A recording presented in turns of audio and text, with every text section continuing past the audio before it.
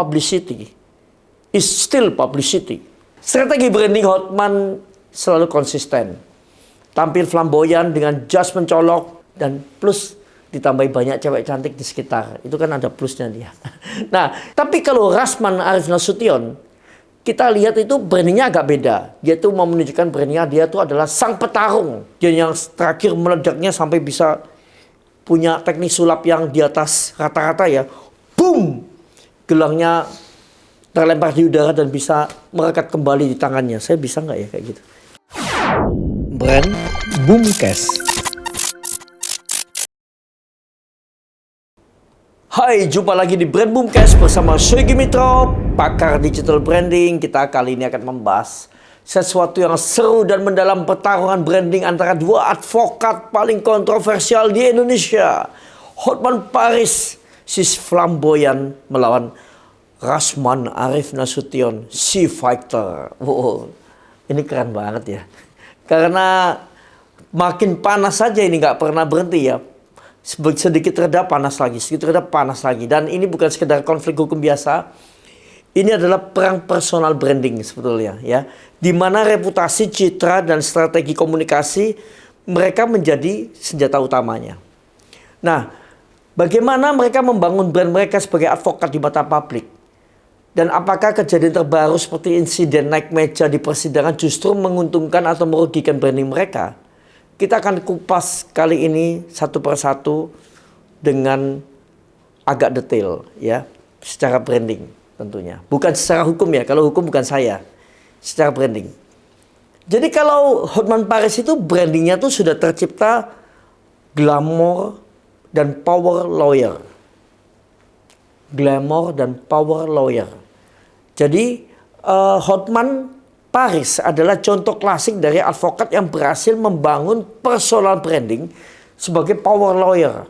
Seorang pengacara kuat yang menguasai hukum, punya jejaring luas dan hidup dalam kemewahan. Dan plus ditambahi banyak cewek cantik di sekitar. Itu kan ada plusnya dia. Nah, strategi branding Hotman selalu konsisten. Tampil flamboyan dengan jas mencolok, perhiasan emas berkilauan, dan tentu saja gayanya yang begini-begini ya. Postingannya bersama selebriti dan mobil-mobil supercar selalu menghiasi berbagai media sosialnya. Tapi branding tidak berhenti di sana. Dia selalu menampilkan diri sebagai advokat yang membela rakyat kecil. Jadi di segi kemewahan dan segi yang menunjukkan keflamboyanannya, Hotman Paris juga menunjukkan kepedulian terhadap sesama. Dia membuka konsultasi hukum gratis di Kopi Joni. Dia memberikan kesan bahwa di balik kemewahannya, dia tetap peduli dengan orang-orang biasa. Dualitas branding inilah yang membuat Hotman Paris sukses besar karena dia dicintai banyak fansnya. Di media sosial, dia selalu memanfaatkan viralitas. Setiap kontroversi yang melibatkan dirinya justru menjadi bahan bakar untuk mempertahankan eksistensinya. Dengan kata lain, dia paham bahwa di dunia digital, bad publicity is still publicity. Nah, ini Hotman pintar banget membangun branding ya. Tapi kalau Rasman Arif Nasution, kita lihat itu brandingnya agak beda. Dia tuh mau menunjukkan brandingnya dia tuh adalah sang petarung. Wow, sang petarung ya. Kita nggak bahas yang istri-istrinya ya, kita bahas tentang petarungnya. Jadi di sisi lain Rasman nih, kita panggilnya Rasman Arif Nasution ini membangun personal branding yang agak beda. Dia menampilkan diri sebagai advokat fighter, seseorang yang tidak takut konfrontasi dan selalu siap melawan siapapun, termasuk pengacara besar. Jadi dia mau menunjukkan dia ini lawyer yang bernyali. Jika Hotman bermain dengan citra glamour, Rasman lebih mengutamakan kesan agresif dan berani. Kita bisa lihat dari gaya komunikasinya tegas, kadang meledak-ledak, serta kadang membuat pernyataan kontroversi di media. Dia yang terakhir meledaknya sampai bisa punya teknik sulap yang di atas rata-rata ya. Boom! Gelangnya terlempar di udara dan bisa merekat kembali di tangannya. Saya bisa nggak ya kayak gitu? Gelangku juga banyak sih. Saya nggak bisa tapi kayaknya. Nah, oke. Sayangnya tidak semua strategi branding itu membawa hasil yang positif.